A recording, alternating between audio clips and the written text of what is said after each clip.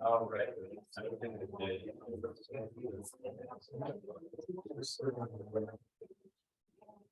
Yeah.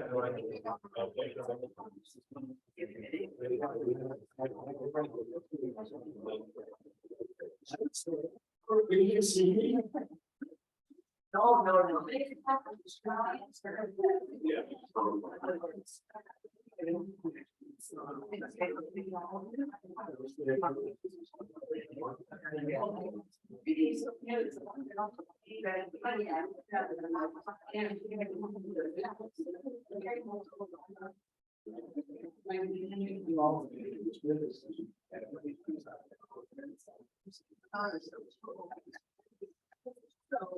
Yeah. Yeah.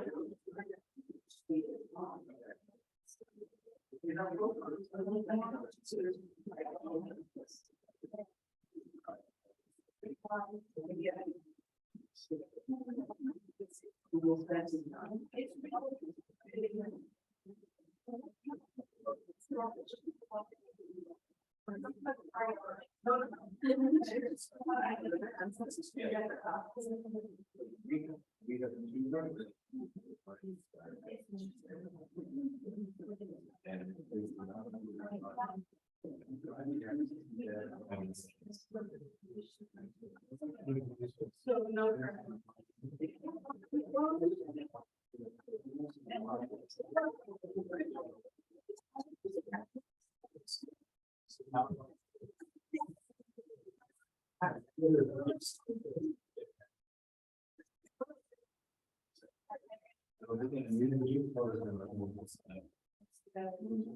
Is it on?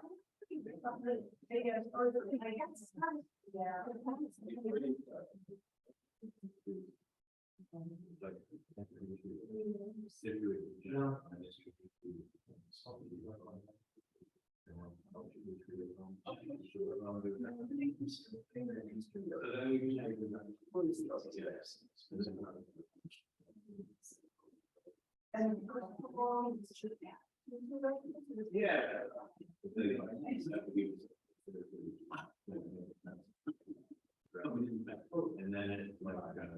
my voice coming in the back. It was better. Yeah.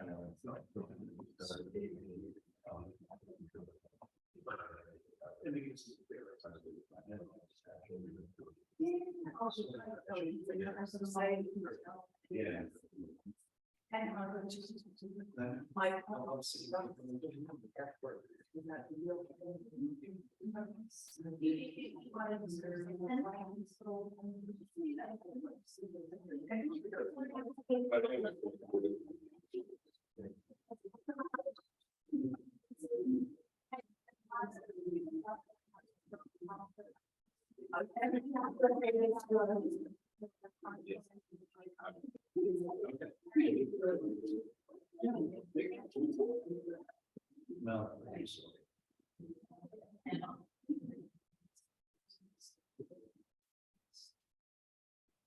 Good evening. Oh my goodness. Welcome to the Pequot Library. This is our first ever, although I think not last, poetry panel. I'm Margaret Rick. I'm chair of the author committee. I'm also a trustee in the library. For those of you who are newish to the library, we are a social collections library founded in 1889 by Virginia Markland Monroe to be free as air to all. We serve Southwood, Fairfield, the surrounding areas, and while we are part of the Fairfield library system, we self-fund about 70% of our budget through donations and fundraisers.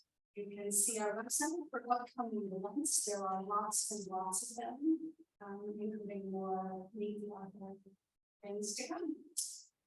Now I have the great pleasure to introduce a fabulous poet, a fellow member of the Media Committee and a good friend, Jack Morris. His poems have been making me laugh and cry for decades. His second poetry collection, Still Love, will be coming soon from Golden Antelope Press. So congratulations. I am probably missing things, and some of them are probably very important. I apologize if that's true, but for now I'm going to let Jack take over, and he can do the rest of the intros. Welcome, Jack. all right, thanks very much.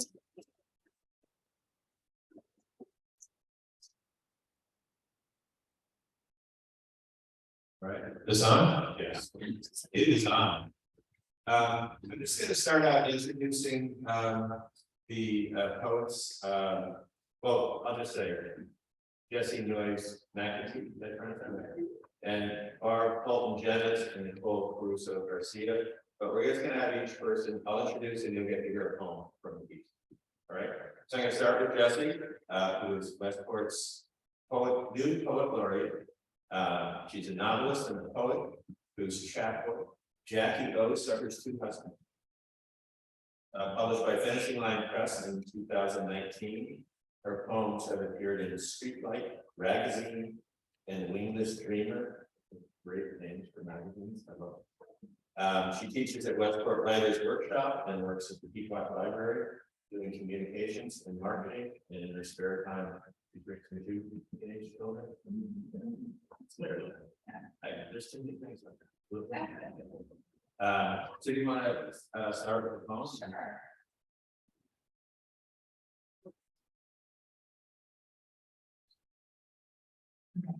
Perfect. This is a newish poem. It's called Insomnia. And I can broken into 4 different parts. So perfect.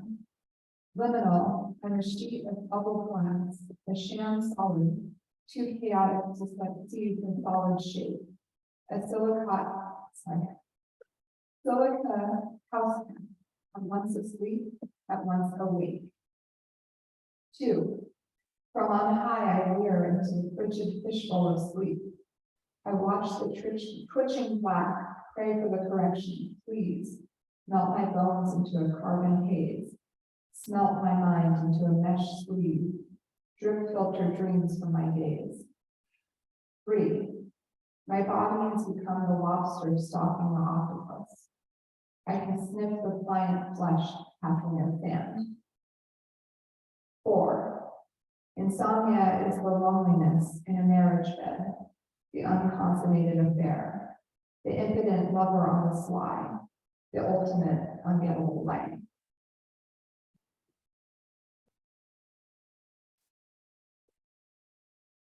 Yeah, thank you. I forgot to mention you, but be thinking of a question period at the end.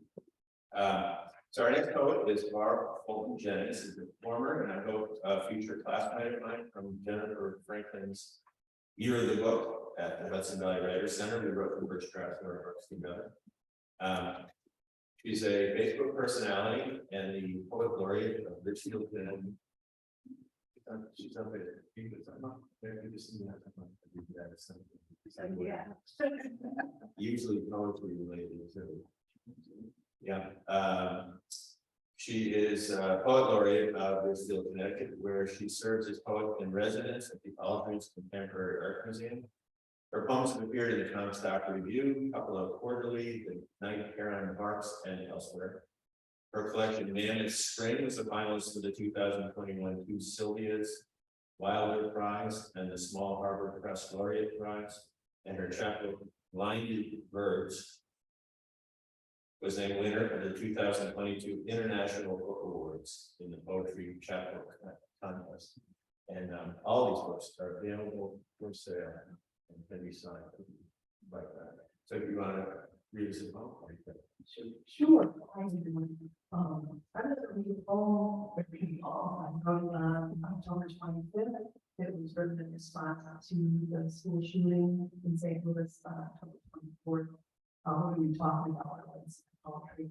And this will come out like that. It's also written in response to the wonderful documentary recently about Mike Lynn's Army of God. So it's called Why I'll Never Own an AR-15, even though Mike Lynn's Army of God has set its sights on me. 25th, 2022. Because me bleeds. Because we all know guns aren't toys. Because the only difference between men and boys is the kill power of their toys. Because once blood is blood, it will never stop killing. Because flesh, our flesh, is meat. Because there are a million more guns in the US than there are people. Because Sandy Hook mother, Larry Hausner, saw to it that 6-year-old Noah had an open casket viewing with only a soft cloth covering his polo-like jaw and a white stone place where his left hand used to be. Because the last school shooting was 57 days ago, no, 52 days ago, no, fucking yesterday. Because I don't want to be. Because children still watch Sesame Street and sleep with night like that. Because children aren't. Because one death is a tragedy, but a million deaths are a statistic. Because once the killing starts, it will never stop. Because when I start feeding, I will never stop. Because I saw what Stevie Ellen's Toy 22 did to that woodchuck's head when I was 6. Because children need. Because the earth is bleeding. Because there aren't enough bandits to go around. As students cry in my classroom during lockdown drills, because I have a baseball beside my classroom door to take a new jerk of the paper 15. Because we can't arm every teacher who has to rap on the playground supervisor, Asian with suits, unarmed black driver, country dollar job, homeless person, and Latinx fifth grader. We may try. Because Rachel Scott, the first victim of Columbine, fled. Because Anne-Marie Jo Garza led when she tried to call 9/11 from the Rock Elementary classroom. Because teachers got violent, opened the sparkling door to save students and fled. Because 6-year-old Noah Hausner fled and fled and fled. Because God is not a recruiter for the army of God. Because some say who broke under fire, some ice. I will live.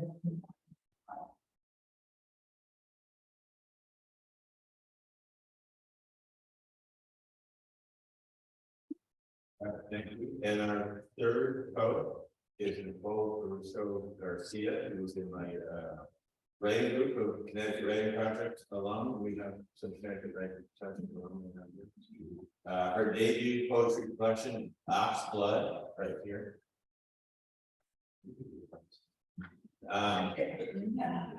From Able Muse Press was named a finalist for the Able Muse Book Award and the Richard Wilbur Award. Her work appears in Best New Poets, Rattle, Rhino, and elsewhere. She serves as Associate Poetry Editor at Able Muse and as an Executive Board Member at Poetry by the Sea, an annual poetry conference in Madison, Connecticut. Visit her website at Nicole Garcia. No, Nicole Caruso Garcia. I feel like after hearing the poems, I have all my adrenaline is going. I'm not sure I have adrenaline left so much to read my. It's like.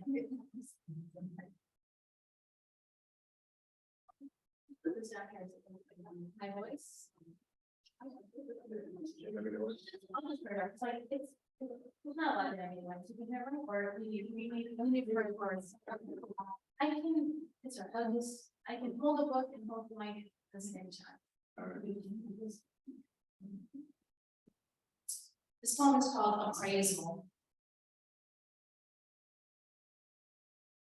Once raped, you wear it daily.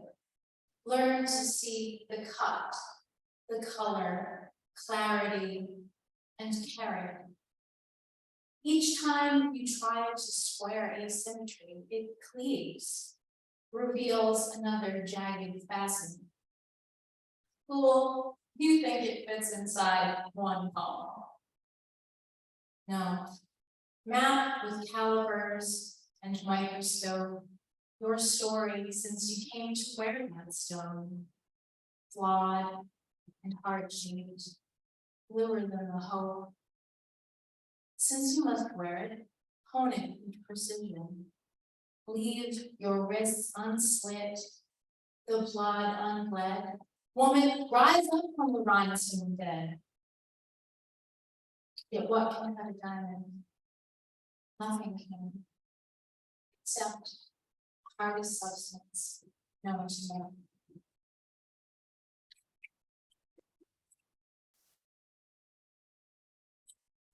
If you're paying really close attention, you notice not only that it's a sonnet, but that I actually accidentally left out one line. If you have to buy the book to figure out which one it is. Well, then the other. Actually, do you mind? Why don't we just shift and talk about relevance?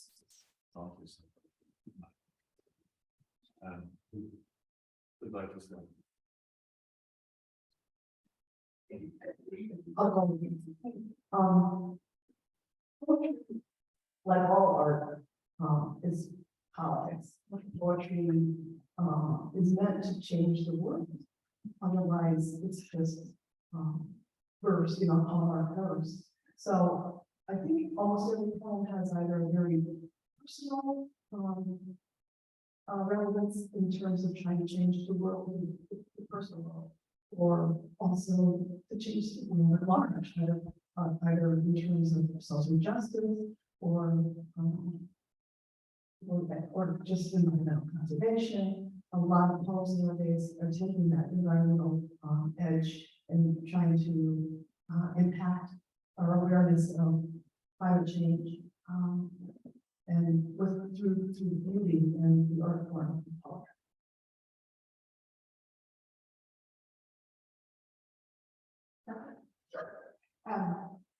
No, there was some wonderful insights. There's some art. And I would hope that, this time period is kind of ripe for poetry renaissance. It seems like people's attention spans being shorter, and it seems like it might be a moment for poetry to start kind of flourishing again. And I don't know, I guess this is a good question to me, because I keep out my brain, unfortunately too, I don't get people that have a love of reading in general and how you can fall in love with books or with works. And I think that's one of the big numbers right now. But, my hope is that we can kind of revive this art and impress upon people the fact that there is such incredible potential for being on their own.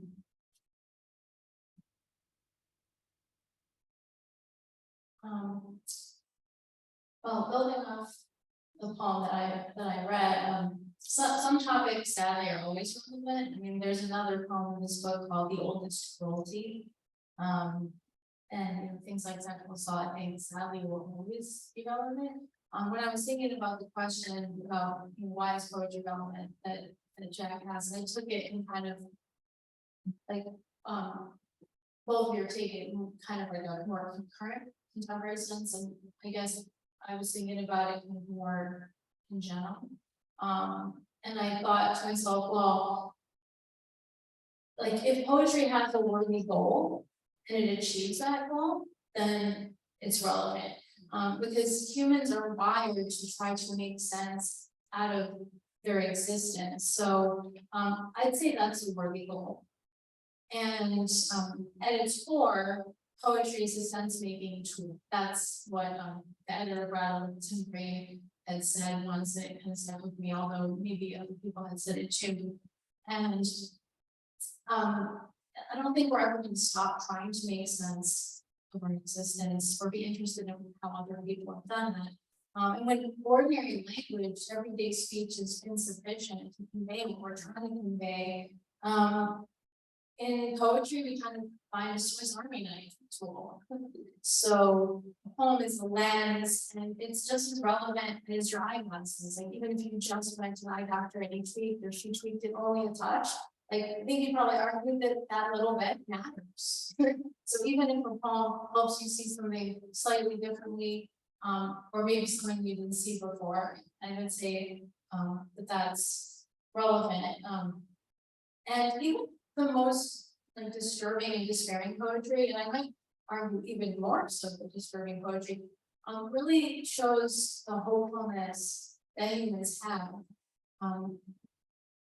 Because poetry won't be relevant anymore when we stop looking like valuing things like creating meaning, beauty, truth, free will, responding to situations that we can't control, like humor, storytelling.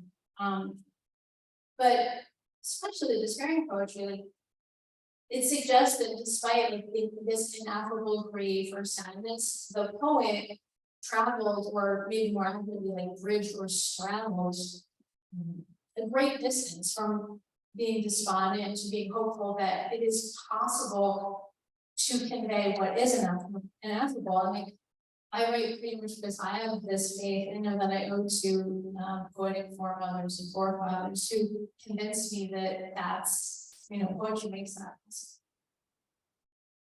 Thank you. I just want to add that there's certain things that fit only in a poem. So it matters because it's different than prose. And so a haiku is a good example. You put it out as a sentence, doesn't work the same way. The sonnet is very deliberately chosen for the topic. The litany of your driving litany, and yours is more free verse, but it still has that movement, like you don't know where it's not linear. And I think a poem encourages you to think that way, to be non-linear, be associated, to be open to that. As a reader, you look at a poem, this probably means more than what's unfinished. And prose is about prose. And there's great prose, writing prose. What do you say? That's poetry. So, I was wondering about your choice of form. Do you want to each talk about your choice of form? With why it's not matter, the litany and the more free verse? For this particular one, I'm not sure I know why I chose number of instances. Sometimes the form kind of evolve, and I never sit down and say like I will write a song. I'm not writing a poem. It's kind of artificial. But if I start to hear rhyme, like, for example, I was writing something where I thought it was going to be a sonnet, and it ended up being way longer, and it ended up being written in triplets because I kept hearing that third rhyme. As hard as I tried to just make pairs of rhymes, like that third rhyme was always intruding. But for this, I think it just Well, also I think that for a topic that's very sensitive, you need a sturdy vessel. Like if you're taking your reader on a journey, and it's gonna be rocky, and there's gonna be big waves.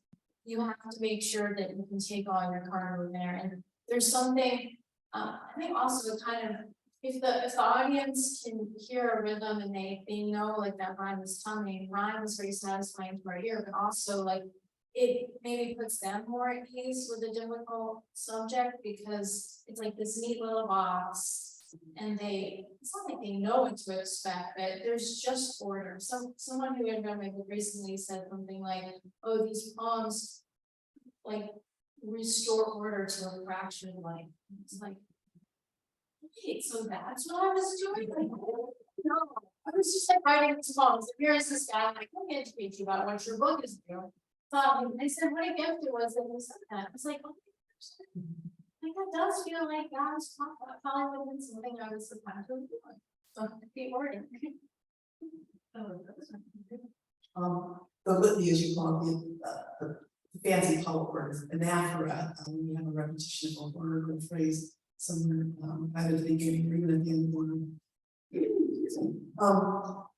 I feel it becomes almost hypnotic when you begin with the same because, and I was trying to create that sense of an ongoing story that, you know, this flood of related ideas that all came back to why I'll never go to AR-15.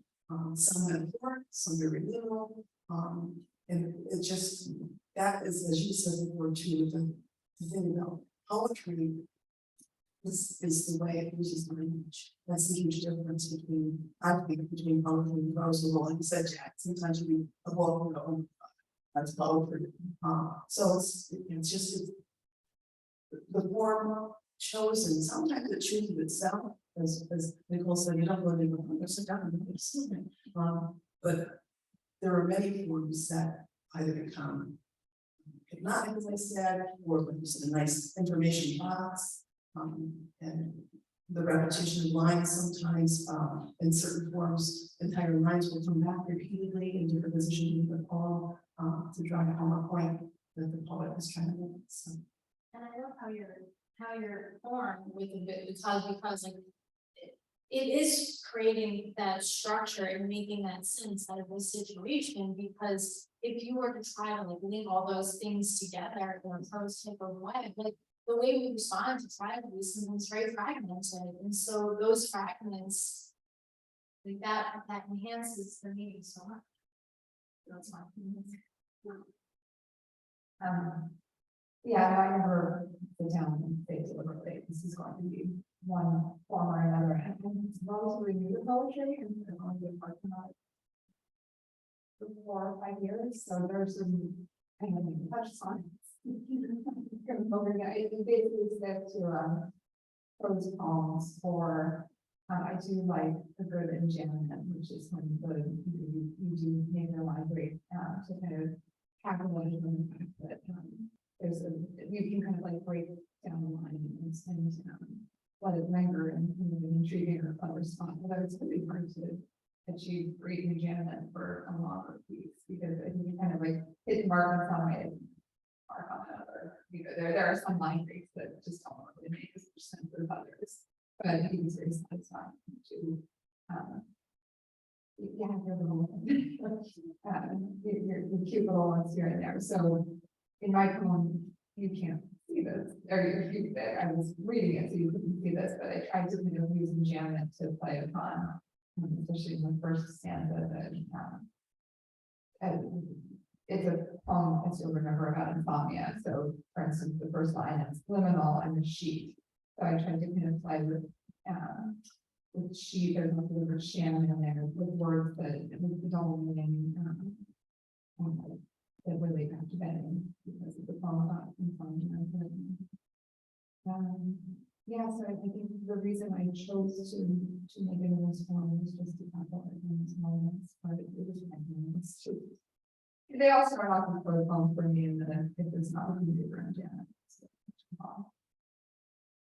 But I mean, one of the things we also have are liners, and playing with the line and the sentence, having these two different rhythms roasted. So sometimes you make the decision, okay, what I asked her. Because I think the same thing happens, hey, I start writing. And then I said, oh, it's going to be on this direction, this, I like this one, then the decisions are made on a page. I think I'll write something today about this. Yeah, that's usually how I write. Oh, you can say, okay, that's.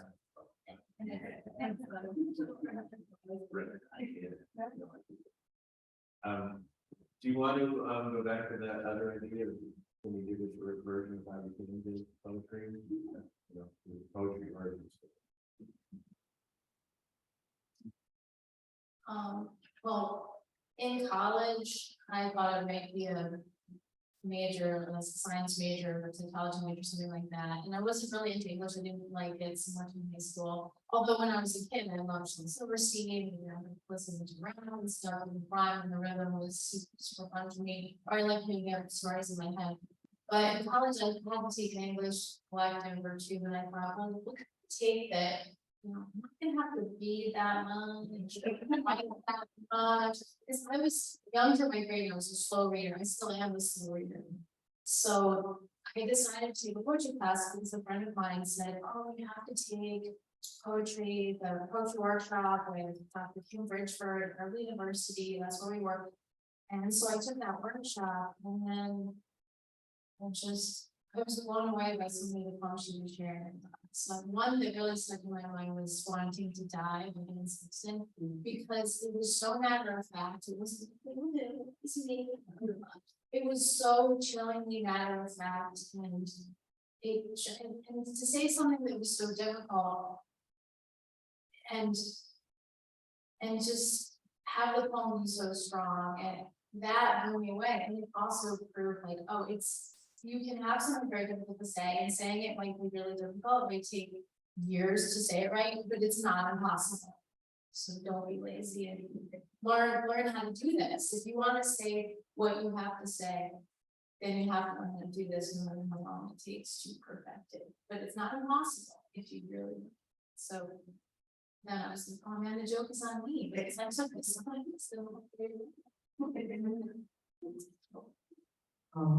I really became a poetry lover and wanted to be writer when I was really little. My grandma had a copy of the Child's Garden verse and would piano lines.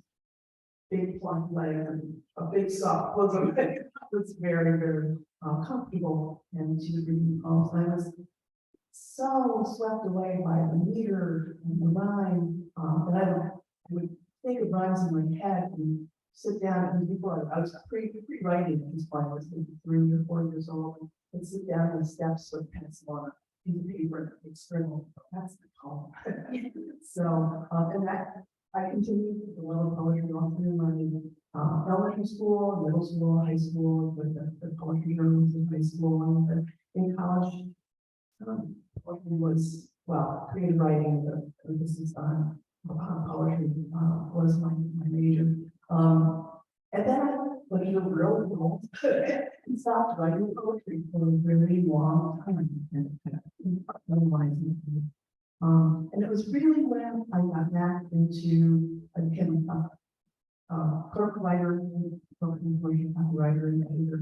When I realized I started going into officer school, newsletters and creative arts magazines and things, that I really found my voice again and became a teacher. And then I would write with my students. Every time I gave them a poetry writing, and I also wrote to it. When we had slam competition, I participated in the slam competition. And then when I retired,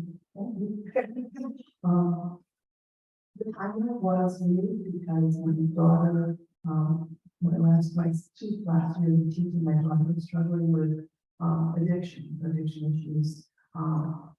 And so when I retired, writing poetry and the Flying Birds and the Birds is about addiction, my recovery from alcoholism, but it gave me a way to become almost therapeutic.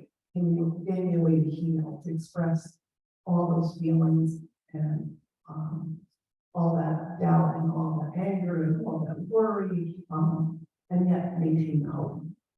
So that's kind of that got me back into it was my, was introduced to Jack. And since then, I've written 2 more collections and, have expanded to other topics. I know when I became, very quickly, when I became poet laureate, one of the people in the selection committee said, when will you begin writing poems that aren't about yourself? And he said, all poems are about the poet, so but I do, I want to become a little bit more universal in my time, and that's my goal for most of it. But my story is a little more private. I love when I went to college in the late 90s, Elizabeth Bishop was all the rage, and you know, it was fantastic, and it was, but my focus was always on my novels and ghostwriting. I was a book editor for a while early in my career, and so it never occurred to me that I could write poetry. It was completely kind of accidental that I fell into it. I realized my novels were really getting near my building, and maybe that's what I do. So it was like, I'll learn connection.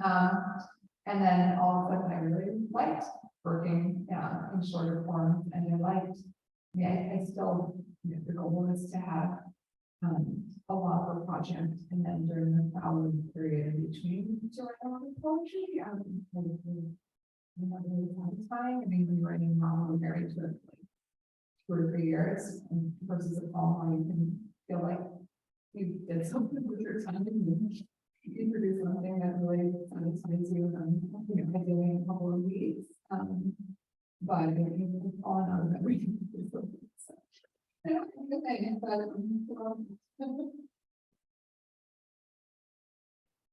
I mean, one range of different ways into it, but they're all a little accidental. And this is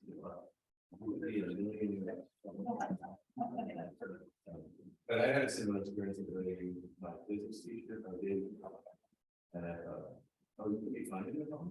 I can do that. You do. How about can we hear another? Do you want to go in the opposite direction? Start out.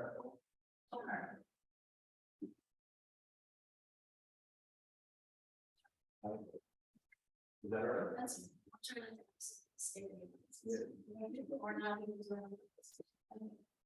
This poem is called I Never Fell in Love with You. And it's for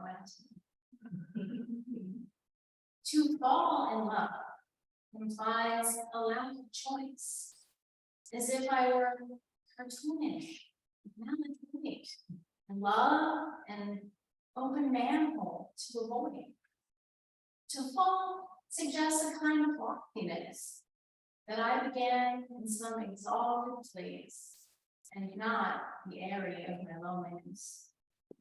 To fall like rain or tears or mercury, a pond of Cupid or of gravity. No, with my crackling hook, I climbed precise. Fall, Kurzweil, is stumbling imperfection. No, I would crave the hot char of rejection to wear the ermine cloak of your flesh. I built a trebuchet and aimed to sail beyond your moat, over your castle wall. I watched, I soared in love. I did not fall.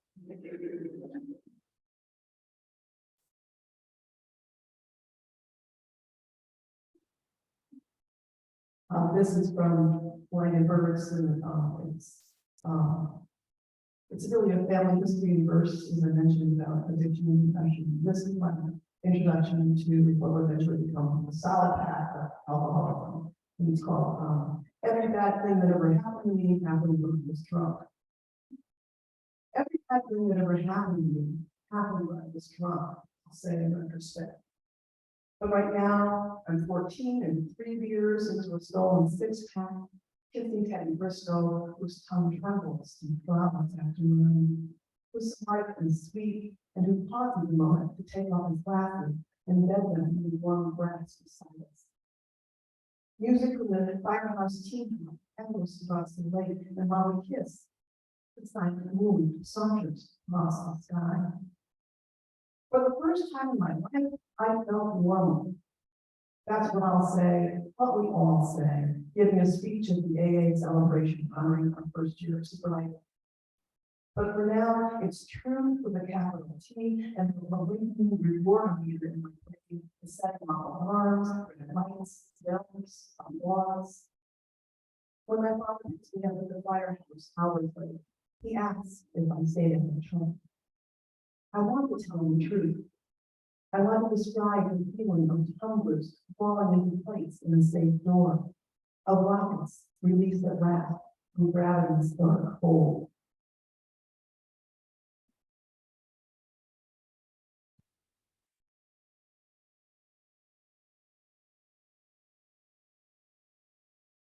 Okay.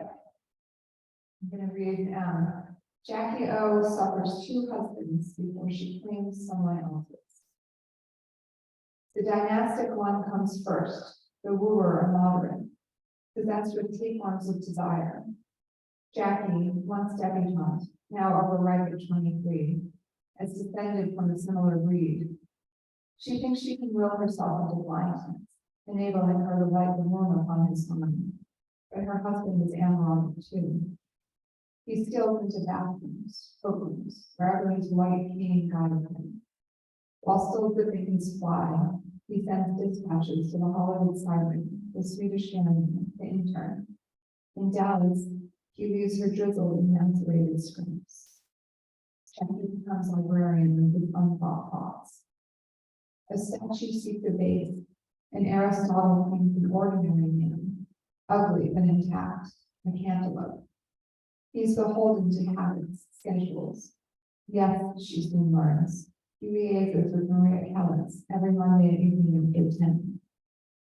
Curious how he thinks his new prize one will slumber while he's away. She'll content herself with jewels and hemlars, like a lab monkey trained to grants by a wire doll for consolation. No, she counts out hours upon raw fingertips, uttering through the hollow dimension of his yacht.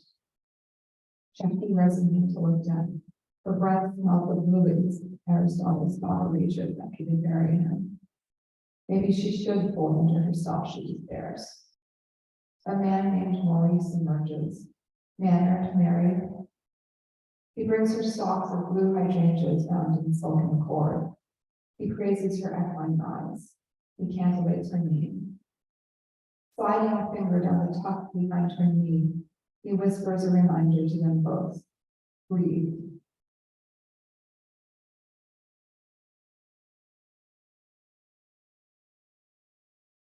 Okay, thank you. So, one of the other questions we're going to talk about is the private and homeless public.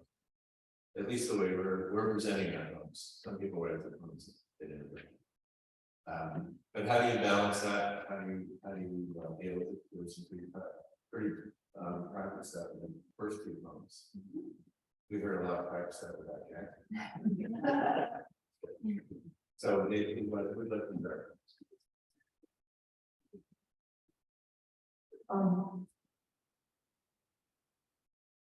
want to say that I'm outspoken about being outspoken about things like alcohol and addiction and suicide. I really think that not only is it a healing process for the poet to put it in art form, but also for people to read it, to either learn from it or to heal from it or to gain more knowledge. I don't think a lot of the things that are in my homes should be kept secret, because that leads to it being kind of dark corners, and they don't want dark corners in my life in anyone's life that I love. So I'm very forthright with things to the point where sometimes, as for the reviewers or teachers, and said, that they call them brutally honest. I'm okay with brutally honest. I think that's, that communicates, makes others feel. Some of the ones that are about your daughter's education of how actually talk about the meeting you did and that Campbell talking with your daughter. yes, my daughter is a dominant character in the book. And I got her permission for this, submit this for publication before it went to press. And I would never invade her privacy by submitting it for publication if I didn't have the approval. But she's now in her 8th year of recovery from heroin addiction. She is an addiction counselor, and bringing her knowledge and her wisdom to help other people. So she came with me at the book launch in Richfield when the book was first published, and spoke about the experience of having her away. And I remember having her read the collection the first time, because there's one called How It Feels to Be an Addict's Mother. It could be very painful for her to realize the hurt she that they felt her and everyone who loved her. But I think it's also, she can see in the rearview mirror that it's in the past. It's behind her. And all people who have addicted lives know you can never go too far in the rearview mirror. You always got to keep it in the back pocket and be willing to acknowledge it every day of your life. But I think it was the healing.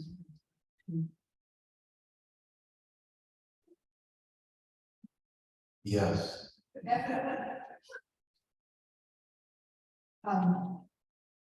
think it's, I admire your brutal honesty. I think that's such a wonderful quality. I think, you're kind of damned if you do, damned if you don't these days. I think everyone assumes that most poems are confessional in one way or another.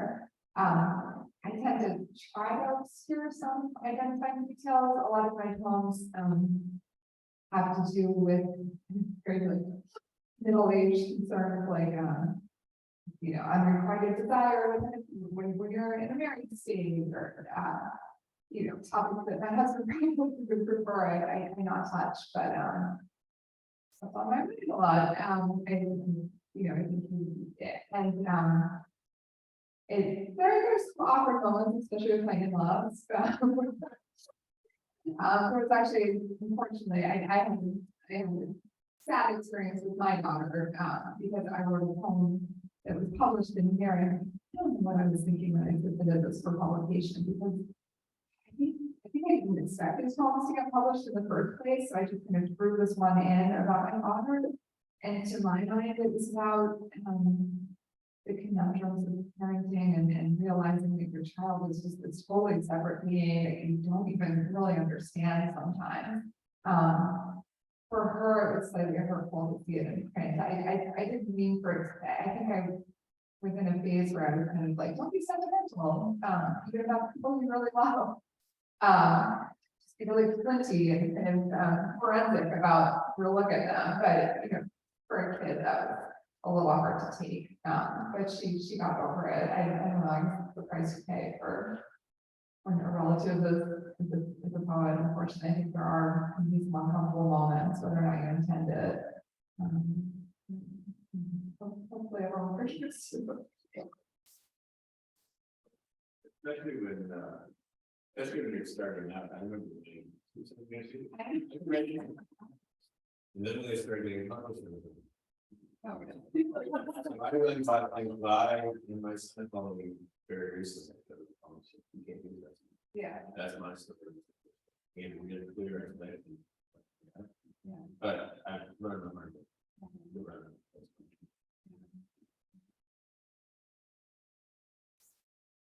The question, when I was thinking about it at home, it made me say, like, well, what would my guidelines be if I had to give myself guidelines, personal, private, and intimate? Either for myself individually or when teaching creative writing or a workshop. I think above all, like, be kind to yourself, whatever that means to you individually. I like to stick to either write about it or don't, but don't beat around the bush. Like, I have a no risk, no reward kind of mentality about that. I sometimes said to students, I feel like your poem is holding its breath. Because I know that my own poems have done that at times, like, until I was kind of willing to open the floodgates. That being said, I respect people's boundaries who don't want to write about particular things. Then they don't owe an explanation why. Like my godfather served in Vietnam. He never talks about it. I offered to interview him about it. He didn't want to. Okay, that's really fine. I have friends who say, "Oh, there were things I won't even tell my parents." And I'm not even ready to follow it. Well, it's kind of like once you break the seal, you're like, "Oh, that was uncomfortable at first, but I didn't know it." So I tried the band-aid strategy sometimes, and if I'm having trouble with the draft and I think I'm being too protective, I'm like, what would happen if I just put it all the time? Or what would happen if I just spit it out the first time? And then sometimes you're like, oh, wow, okay, now I can keep cranking on this. And I think of bearing only enough to bear witness, so like BARE, bear only enough to be witness to what happens. So like I'm not interested in writing trauma porn or being on a tabloid show. I don't want to distract from the meaning of the poem, and I think of sometimes like the way that the young ones today will say like that's so cringe. I don't want something the details of something to be what the focus is on and just make people uncomfortable. But I think also the more intimate or difficult to poem, like the higher the bar is in terms of the craft and the skill, because they don't want the poem to just collapse under the weight of the topic. And also like the darker the woods and the more rocky the terrain, the more I feel like it's my responsibility to hold the reader's hand. Like, don't let go of the reader's hand during this poem and you have the flashlight. It doesn't mean shine the flashlight in their face. It just means like kind of let them shine the light, let them kind of find their way around, arrive at their own conclusions. But it's kind of like how I feel about using profanity in a poem. Like the poem has to really earn it and merit it. You can't just throw it in there. So we're deciding what to disclose, like, is it in service of the poem, or is it just because you want people to be like get attention? Now it has to be always in service of the poem.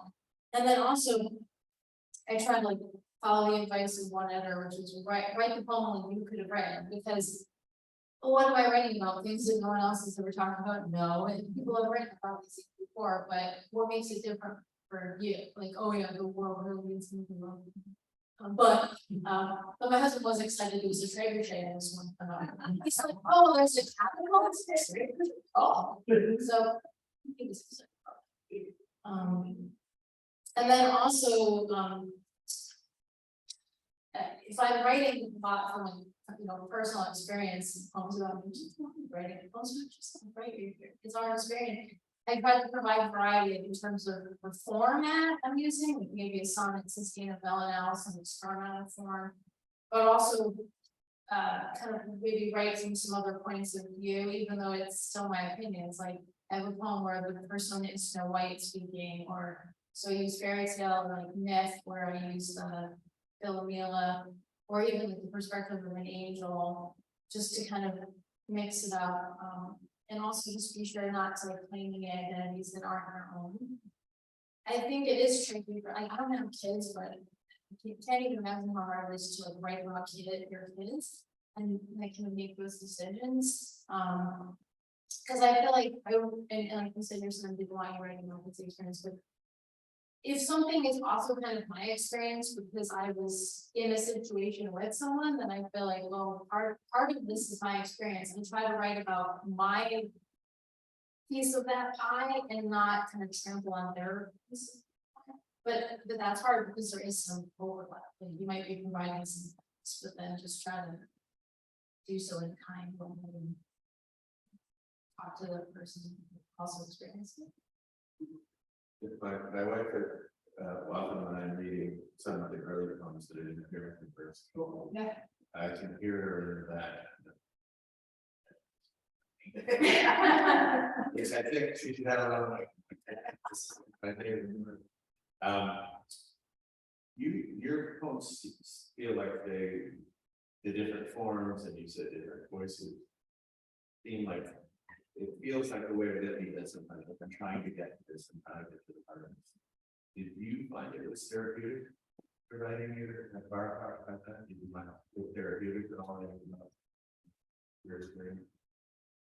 Yes, I mean, at this point, now that the book has been published and I see it and I hold it in my hand, there's a very deep sense of peacefulness. But when I submitted the book and then it got accepted, in that time period between like acceptance and me receiving an email with the proofs and thought, I thought, oh my gosh, what have I done? What did you go and do that for? And I was flipping it. It's just like, and now almost the book have been published in, various journals, but it was like, what would you do with anything like that for? There was a little bit of terror, like, just, well, now it's out there, like, we can't put it back in the box, but I think it was just having anxiety over I didn't even know what the talk would look like, I hadn't seen it, and I think it was just the control freak in me being like, it's like somewhere else and not here. But yeah, I mean, and it took me a lot longer to write it than, I probably don't even say how long, but I think, well, people forget how quickly you did something, but they remember how well you did it. So I'm happy with the finished product. I didn't just bang it out quickly because I had to learn to write first. I had all the raw material. It's like Home Depot, someone gave you like a gift card to Home Depot for like $1 million and like anything about anniversary. So I had to learn to write poems, and that took a long time. But now I'm like, it's something I can. I'm very peaceful about it. You talked about this with students kind of holding back. I would always tell students, you don't have to share. We're gonna write, you can choose to share or not, because otherwise they're writing with all of us leaning over their shoulder. Now, have any of you written a poem with that, giving yourself that permission to share, and then decided not to very nice, but it's a good poem, but you just not for very poem. I've written a couple where I wish I made that decision. It's interesting. When you mentioned with my daughter and feeling invasion of privacy, there were family members, especially my husband's side of the family, who she had gone through these terrible times, things that we had gone through during with her. And so she got us like, oh, I guess we should tell some people. So there's that. And then there's also one of the collections I'm floating around now is about my childhood, and there are a lot of people who are deceased now who I look at the poem and I go, they were still alive at the time we heard them. So that's kind of nothing to have in your mind too. Am I hurting people who don't hurt?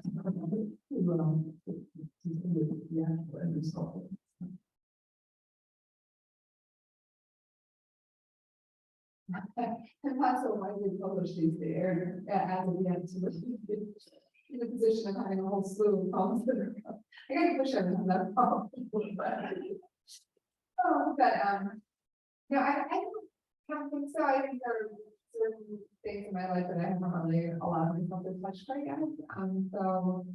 But maybe I'll go home tonight and start to delve into those areas of sources of inspiration. But I can't think of anything aside from the poem looking on Even done the poem that starts with my mother died. Now I can write about it. Which very directly. I remember writing a poem from my sister's 5 years old about my grandmother. She said, and I said this, you did a grandmother than I had, which is very true. Yes. So one last thing we're going to talk about that time. How you were all poetry, and you want to say don't like a word but literally there's the same. So you are organized this big poetry conference, and you're an editor. So you're a poet laureate. What do you think think about, what's your motivation for doing that, that kind of work, being an ambassador, both literary citizen?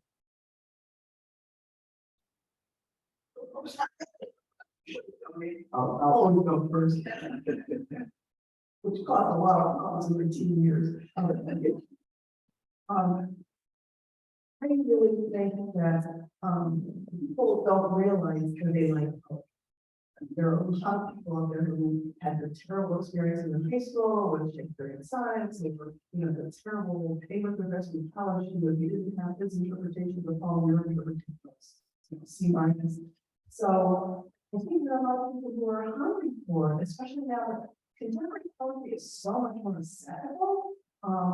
And I think people who have a very are willing to give it a shot. And a lot of the work I've been doing as poet in Richfield is not to bring in poets whose work is accessible, but also doing some workshops on what was called how to read and love poetry. It was a 5-part session. It was very knowledgeable, and people were writing afterwards saying that it really changed my mind, which is exactly what I was trying to do.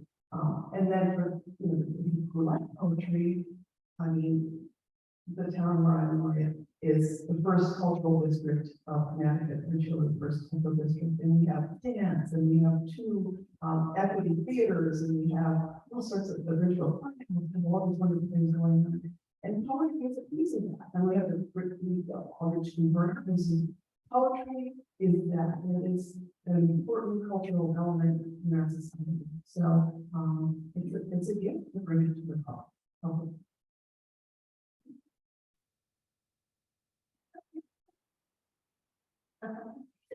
I agree with you on a lot of what you said, Barb. I think this is my job as poet laureate. It's similar to this is my job here. People out library because of social media and marketing. So it's just I'm trying to promote a culture of literacy and a love for the literary arts, and just trying to bring something. It's a little tangential because the question is about the poet laureate, and I'm going to talk about people out library and social media, and I don't really huge love for social media per se. I think there's so much trouble out there, but I try to use it as a platform to maybe stoke people's curiosity about other topics, and maybe try to go a little bit deeper into. I'm trying to do the history of the library, and try to highlight various poets, various authors, hopefully bring a little bit of substance to a platform that I think is awesome. So it's just about the Kardashians. But so yeah, in terms of what I'm trying to do in Westport, I think just jumping at different opportunities and social loves to get seeing over it today, just and you see poetry into a meeting so that in a helpful way, so people don't even know that they have a little dose of poetry. Get it in there quickly before another cultural event starts. Or can you participate in a poetry slam where there's a lot of energy, and maybe you have a it's really invigorated by the experience. Or can you just kind of you try offering some workshops that again I make it more accessible. Just coming at it from lots of different angles and seeing what works.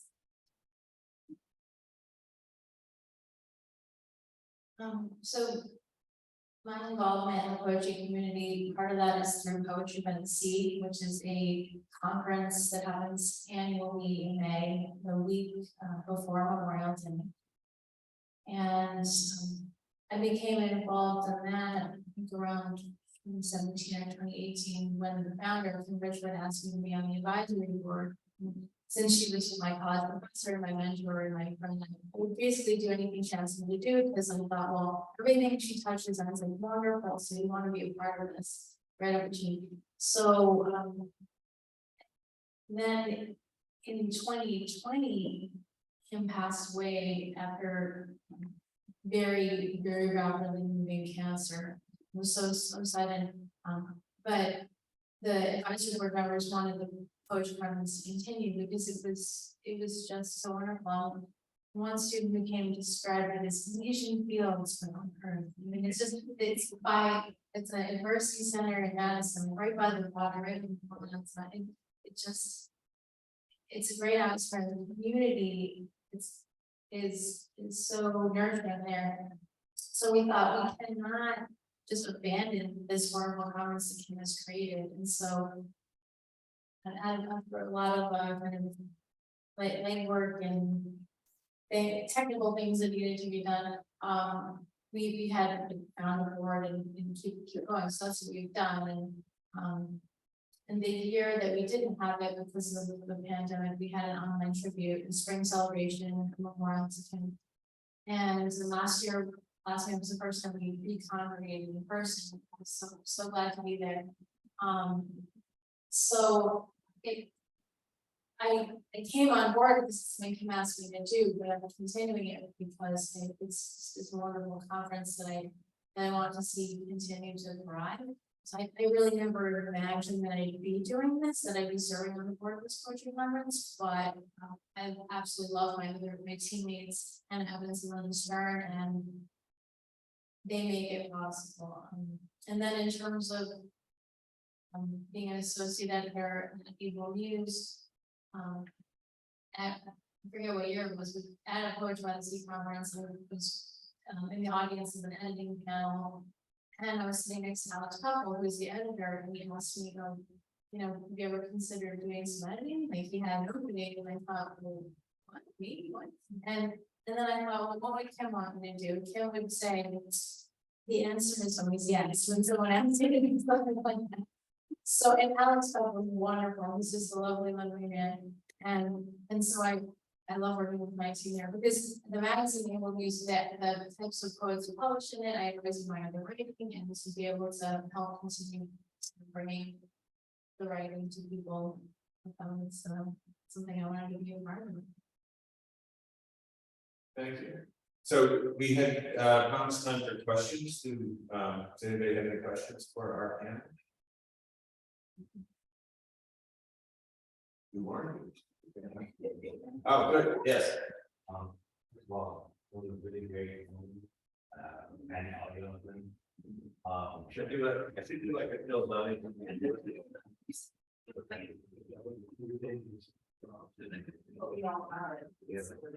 But yeah, I was saying, those were great ones. I'm a fan of all you guys. How long did it take for you guys, or you guys are still working towards it? How long did it take for you guys to find that rhythm? You know what I'm talking about? And you know how sometimes you just get it and so it's just and you know you just get to it. You guys like can say you guys found that rhythm yet, or you can still working on it? The rhythm keeps changing. Every time I start a new series of poems, it's very different. These were very professional poems. My full-length collection were very narrative poems. I have another chapbook circulating now, which is about my older sister's terminal illness and eventual death, which are very sparse, spare, metaphorical poems. So it keeps changing, and that's what keeps you engaged as a poet, and hopefully what keeps your reader engaged as a reader too. So that helps. I can't, it's almost like this COVID brain in the past couple years. I don't know exactly how long it took till I felt like, okay, I can do this fairly well. I think having a group was huge for me. Having that because I was otherwise just working at an active and I had no idea. And then in terms of getting published and putting your work out, and it's just this constant process. And it's like submit, get rejected, submit, get rejected, get rejected, and then oh my god, someone actually took my poem, but that happens like so infrequently. Like I actually might submit them all. It's the submission. It's just like there's like one acceptance for every 50 to 100 submissions. So for a long time, I think you have to be the one person believing in yourself and believing that you have something important to say, even if the rest of the world doesn't seem to agree.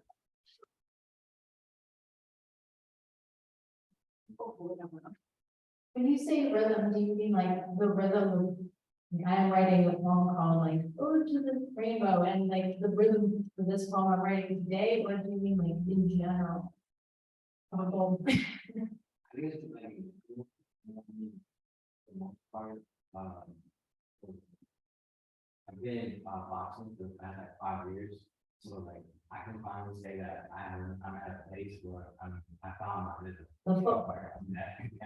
Like I know like my fingers and all that stuff. So kind of that, you know, response. And it's probably different for everyone, but I mean, in the beginning, I started writing poems in college and then they weren't very good, and I was working on papers, because that's mainly what I knew how to do. And writing in form is hard, like counting on my fingers, all the syllables and everything. But then came, things weren't getting published, and like I didn't feel that I was really connecting with my work even. So then I started getting into syllabic poems, like not necessarily sonnet, but just like having a poem in the same number of syllables per line. And that was like an ending point for me. And then I thought, okay. So once I started getting into poems, that's when it clicked. And it wasn't that I necessarily thought it clicked, but my mentor was like, well, you're turning into like a romantical woman. And I thought, well, I am. But she never let me go on before. So I believe anything she told me. And so then I started trying different forms. Now occasionally I will write a first poem, but I feel like I can replicate, or like my rhythm is literally to rhythm. So if I have a family or something else, and you know, not always rhymes, sometimes it's blank verse, but I guess it is from forever. I would like things to happen quicker for me than they did, and have everything more quickly, but they kind of write a relational case. And but what does it matter as long as you eventually get them? I think there's a rhythm of getting a rhythm of writing regularly. That you're gonna be there producing stuff, something happens. But then you write a lot of crap. You just have to keep writing and keep going. And then suddenly something happens where you catch a rhythm. Recently, I've been trying to write a poem for many years about practicing for the Montreal cognitive assessment, you know, that they give people before to see if they're getting dementia. So I thought I'd write a poem about practicing for that, like practicing. And everything I wrote was really terrible. And one day I was reading some Frank O'Hara lunchtime poems, which that's one really stuck. I would read, and he was like, today's Wednesday, October 6th. I'm on our campus. It was like, this is the beginning of the Montreal cognitive assessment. So suddenly it all just went. Once I saw that, I got into rhythm of the poem. But you kind of have to start over with every poem. But good question. Anyone else?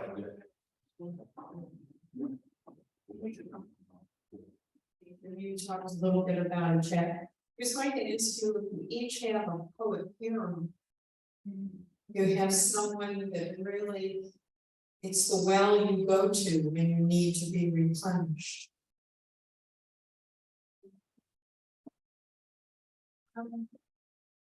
Really, I mean, anyone can steal my heart, so it doesn't, I mean, there are poets who I admire who definitely were foremothers for me, where they wrote honestly. And I guess if I really felt like I needed to bolster, like I would read Anne Sexton or Karen Ormos, or Allison Joseph, or maybe Brian Turner. But I've been kind of ripping poems out of journals for years and like shoving them in an envelope and dating back over the years. And those are poems where I might still remember the poem, not remember the poet unless it went back into the sheet. But I just try to read as widely as I can, but I am slowly. So I mean, anyone can knock my socks off on any given day, and I just go find a poem, be like, oh, pull it, my Dennis Smith book off the shelf. I don't say anything, but you never really know. There's poems by certain authors where like a handful of poems would mean a lot to me, but maybe not the rest of the body of work. But I haven't fully committed myself to just a couple of poems. I wish I had a better answer than that. Like 1, 2, 3, the question, but I don't think. I'm kind of embarrassed to admit it, but I always go back to Robert's boss. I just love the ease with which he makes it, well, he makes it look so easy. And it just, you know, perhaps not the most likable man, so his work is just astonishing. And also, Sylvia Plath and Saxon always come back to them, to get the truth. You know, I feel like I'm keeping things under wraps, just going to Sylvia Plath and there. So, and also the craftsmanship of those poems too. She's not just compassionate, she's a really, craftsperson. I guess I have a long list. I think it's really similar to Nicole, where I'll latch on to particular poems and maybe a whole body of work, but you know, there's just a few where I have to have more. Certainly in my life, but I think a lot of it's on the mood strength. You know, whether it's only a class or something, right, something angry or if it feels like the topic I'm going to feels like it, you know, should be something that or should convey an emotion. I'm trying to write popular poems these days, so he's kind of my go-to. And I know it's not very fashionable. Because I think a lot of people don't know him. You know, he's so popular, how could we not know him? But he's so incredibly brilliant at evoking, you know, there's this undercurrent of melancholy, but then there's this real happiness, and you know, I just say like a week. Oh, the lanyard, I sent the lanyard to my mother and my mother's today. Oh, wise, we made the lanyard on him, and he thinks that the lanyard is like on par with his mother giving blood. It's a lanyard into my life. And you know, I think but again, I can go on with it dependent. I love Billy Collins, but when I read Billy Collins, right, I write lots of Billy Collins. Well, I know, if I want to write, I mean, I just read them through, really. But there's lots of, I like those poems that seek out my, and anybody get that? Was Tony Gobler had a poem recently. And it's about the anniversary of his father's death, and it's all of these things aside, and Andy says, he did a lot of bad things too, and I can tell you about that, but not that. No. That was the thing. No. I was like, I want to do that. That was so that. Any other questions? Yeah, one. Would you read one of your poems? Sure.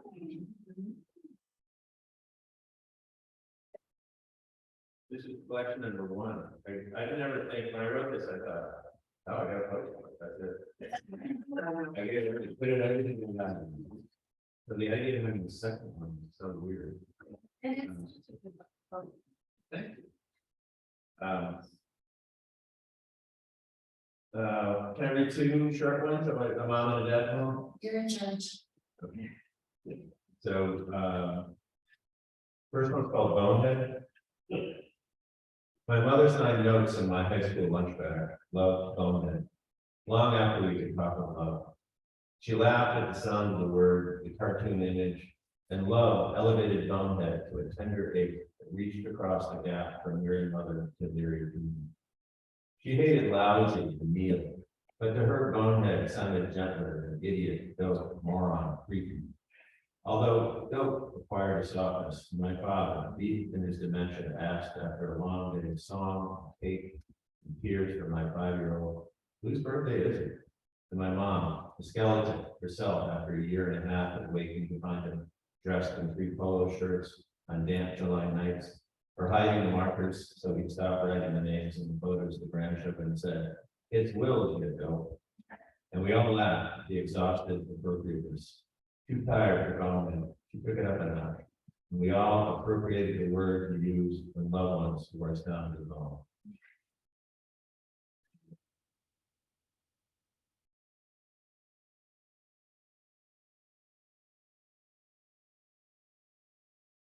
So there's a activity I've done at in my classes, I every year I go back to the writing project. And it's about, based on a poem called Homestead Park, and it starts with this year, and my father, the memory. And I've done it so many times with kids that I just started making stuff up. And so this is Chicopee Falls, 1926. My father presses against the walls of Nanny's womb, pausing before sliding into this world.